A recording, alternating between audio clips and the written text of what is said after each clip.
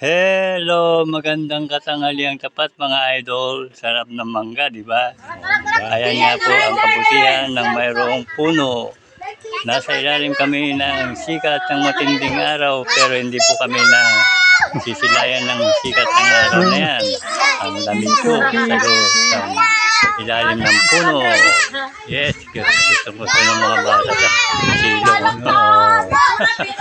Tuwan-tuwa po yung mga bata dahil nasa lilim kami.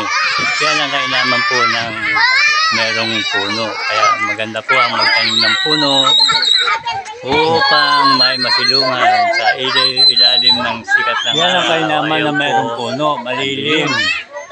Yan ang aming punong mangga at saka punong kaimito. O, tabi kayo, tabi. Sana si kuya.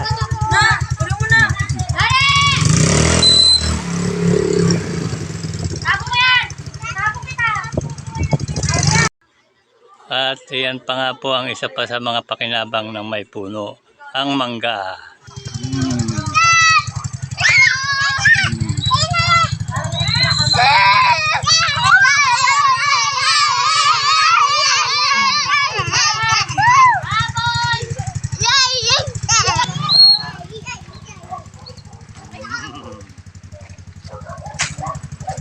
Ayun pa, sali mo silang yun.